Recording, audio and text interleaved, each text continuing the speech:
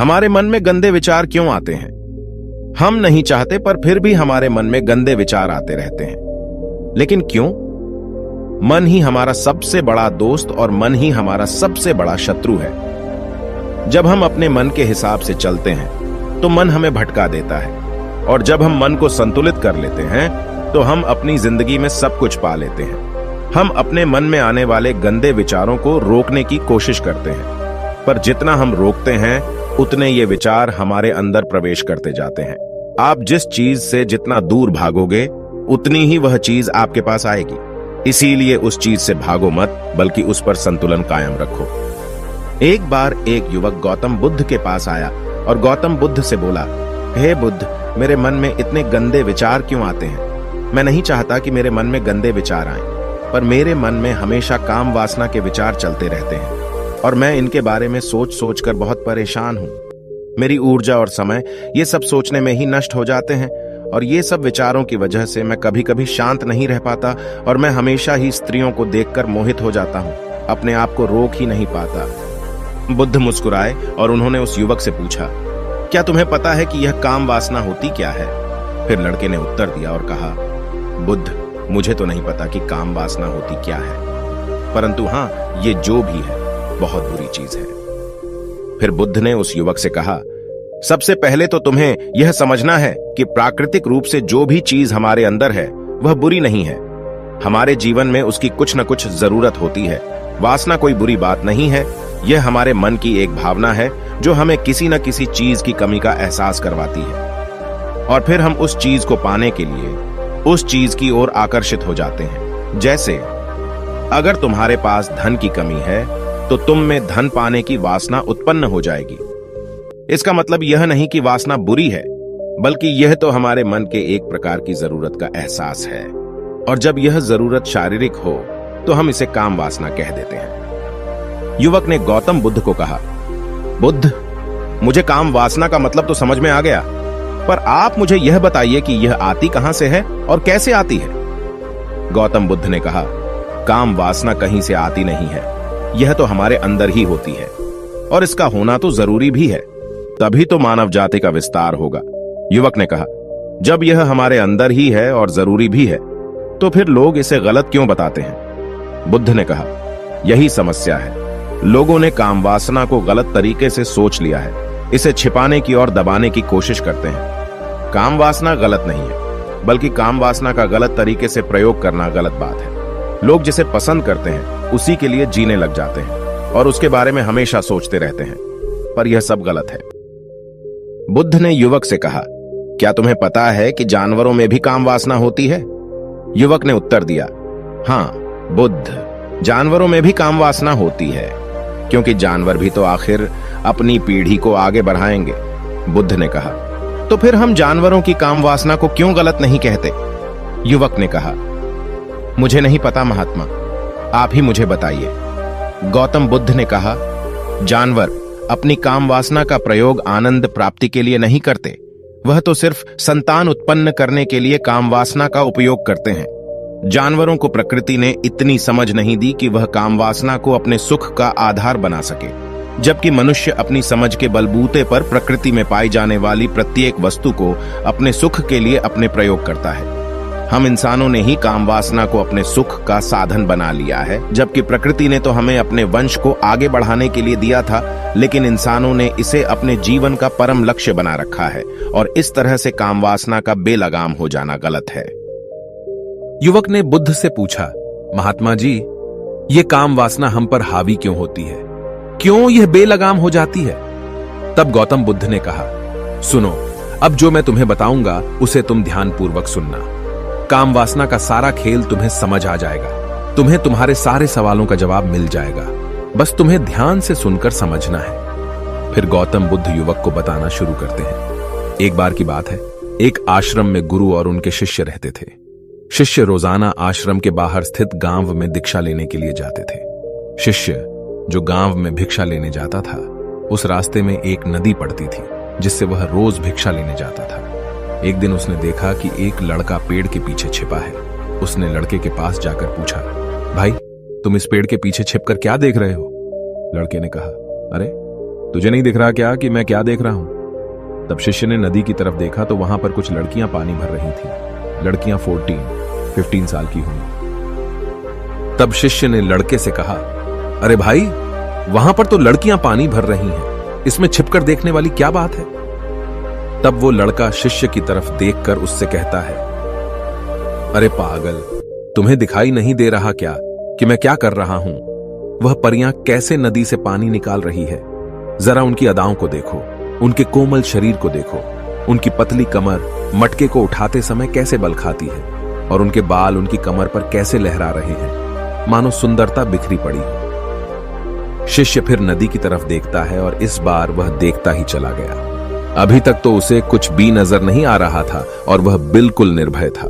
उसे किसी बात का कोई डर नहीं था, लेकिन अब वह छुपने लगा और उन लड़कियों को देखने लगा जैसे उसने कोई अपराध कर दिया हो। और जब वो छुपकर उन लड़कियों को देख रहा था तभी वो अंदर से कांप गया और उसने कहा कि यह मैं क्या कर रहा हूं? मैं जो भी कर रहा हूं वह सही नहीं है, मुझे यहां से चले जाना चाहिए। और फिर वह जल्दी से वह से चला जाता है। फिर वह आश्रम पहुंच जाता है। आश्रम जाकर वह अपने कार्यों में लग गया, लेकिन जो अभी वह देख कर आया था वही उसकी आंखों के सामने बार बार आ रहा था। उसके मन में वही दृश्य चल रहा था। उसका मन वही सब कुछ देखने के लिए ललचा रहा था। उसका किसी भी काम में मन नहीं लग रहा था। सुबह होते ही वह रोज भिक्षा के लिए आश्रम से जल्दी निकल जाता और नदी के पास वाले पेड़ के पास जाता, जहां वह लड़का पहले से मौजूद रहता था। उसके साथ मिलकर लड़कियों को छुपकर देखता था। अब वह रोज ऐसा करने लग गया। उसका मन अब किसी भी काम में नहीं लगता था। वह हमेशा किसी न किसी प्रकार के विचारों में उलझा रहता था। वह आश्रम के कार्यों को भी ठीक ढंग से नहीं कर पा रहा था। न वह ठीक से सो पाता था और न ठीक से खाना खा पाता था। उसका मन बेचैन सा रहता था। उसका मन बार बार उन लड़कियों के सौंदर्य को देखने के लिए ललचाता था। जब गुरु भिक्षा देते तब भी उसका मन कहीं और विचारों में खोया रहता था। गुरु ने अपने शिष्य की इन हरकतों को देखा। तब एक दिन गुरु ने शिष्य को अपने पास बुलाया और कहा, आज से मैं भी तुम्हारे साथ भिक्षा मांगने चलूंगा। तुम और मैं साथ साथ भिक्षा मांगने चलेंगे। तभी शिष्य ने गुरु को मना करते हुए बोला, नहीं गुरुदेव, आप परेशान क्यों हो रहे हो? मैं अकेले ही ठीक से भिक्षा मांग सकता हूं। गुरु ने शिष्य से कहा, ठीक है, तुम अकेले ही भिक्षा मांगने जाओ। इसके बाद शिष्य भिक्षा मांगने निकल गया। शिष्य के जाने के बाद गुरु भी आश्रम से निकल गए और शिष्य का पीछा करने लगे कि वह कहां जाता है, किससे मिलता है। यह सब देखने के लिए उसके पीछे पीछे चलने लगे। थोड़ी दूर जाने के बाद गुरु ने देखा कि उनका शिष्य एक लड़के के साथ एक पेड़ के पीछे अपराधी की तरह छिपा हुआ है और छिपकर कुछ देख रहा है। गुरु भी अपने शिष्य के पीछे जाकर खड़े हो गए, यह देखने के लिए कि आखिर उनका शिष्य क्या देख रहा है, जिसके लिए वह पेड़ के पीछे अपराधियों की तरह छिपा पड़ा है। गुरु ने देखा कि उनका शिष्य पेड़ के पीछे छिपकर लड़कियों को देख रहा है जो नदी से पानी भर रही है। तभी गुरु ने शिष्य से कहा, क्या तुम लड़कियों से भी भिक्षा लोगे? गुरु की आवाज सुनकर शिष्य का मन घबराया और उसके पसीने छूटने लगे। वह थर थर कांप रहा था, जैसे किसी चोर को पकड़ते समय रंगे हाथों पकड़ लिया हो। उसकी हालत खराब हो गई। वह कुछ भी नहीं बोल पा रहा था। वह लड़का जो शिष्य के साथ था वहां से भाग गया, जिससे शिष्य और भी घबरा गया था। उसके मुंह से कुछ टूटे फूटे शब्द ही निकल रहे थे। वह अपने गुरु से भी नजर मिलाने का साहस नहीं कर पा रहा था।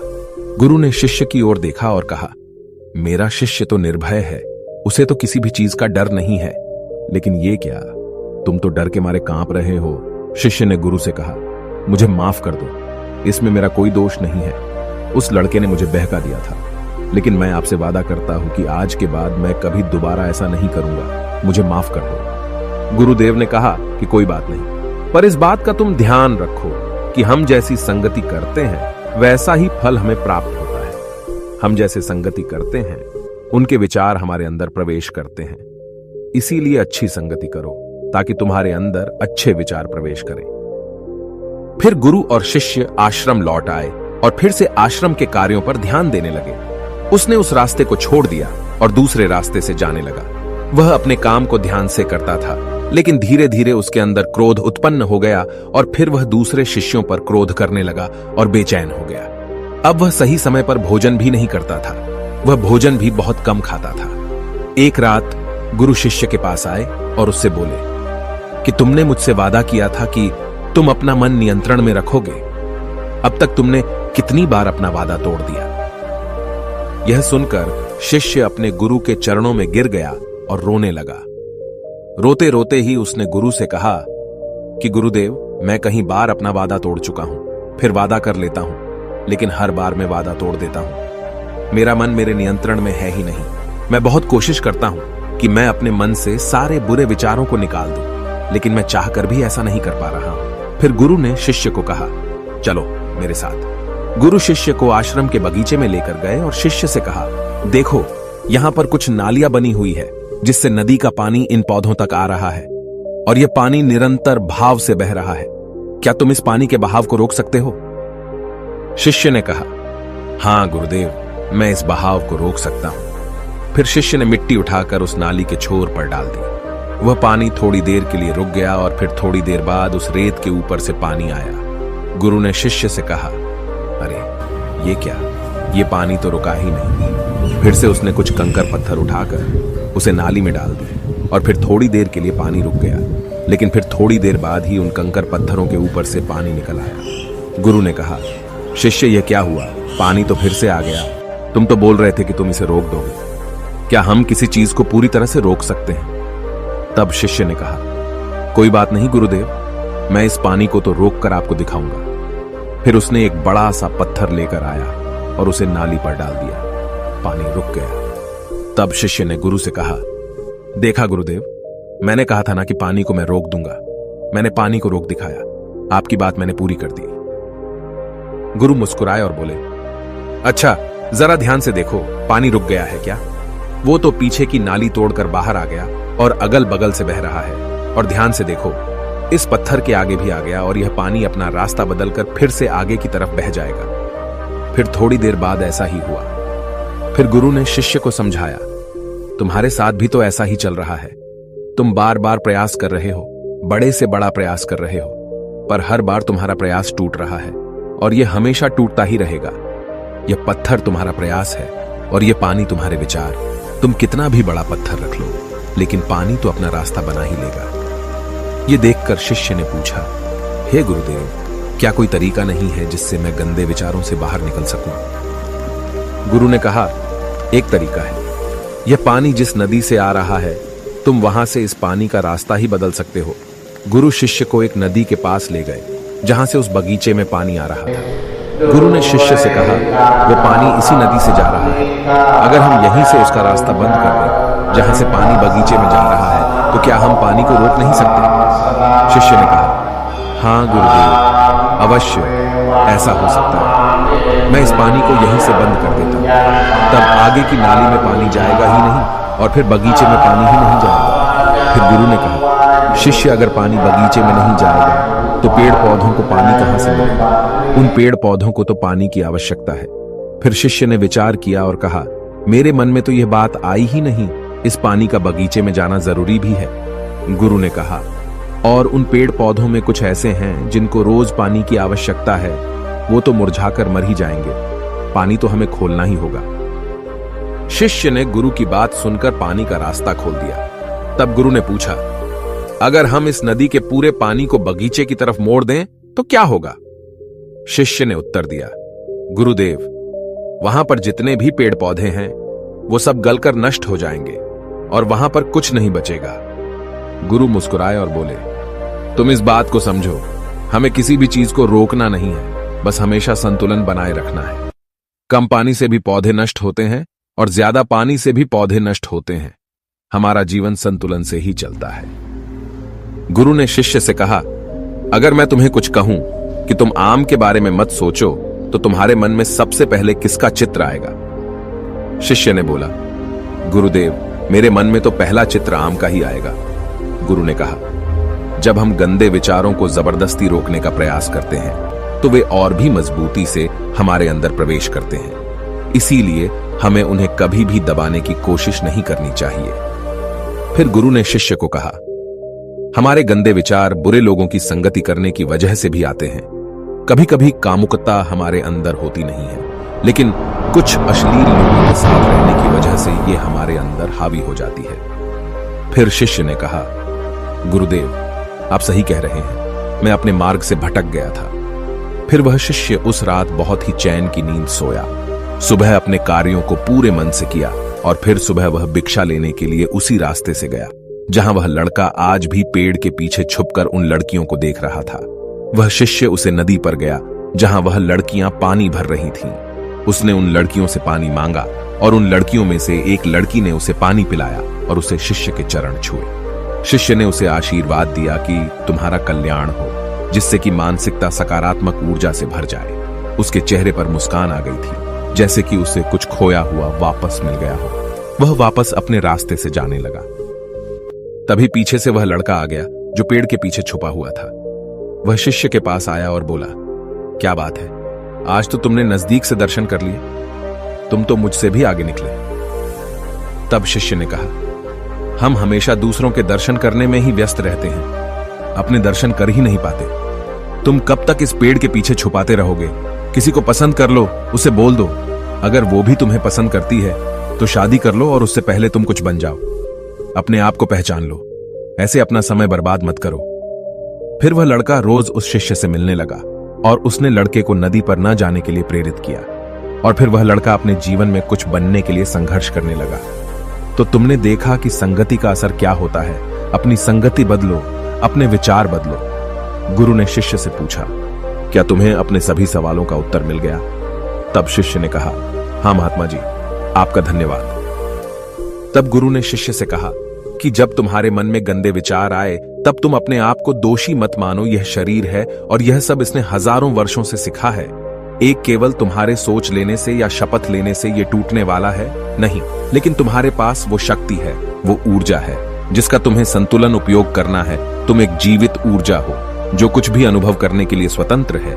इसीलिए तुम अपने आप को पहचानो। इस कहानी से हमें यह सीख मिलती है कि हमारे विचारों का महत्व कितना अधिक होता है। हमारे विचार ही हमारे भविष्य की दिशा को निर्धारित करते हैं। हमें सकारात्मक विचारों को अपने मन में पूरी शक्ति के साथ अपनाना चाहिए ताकि हम सही दिशा में आगे बढ़ सकें।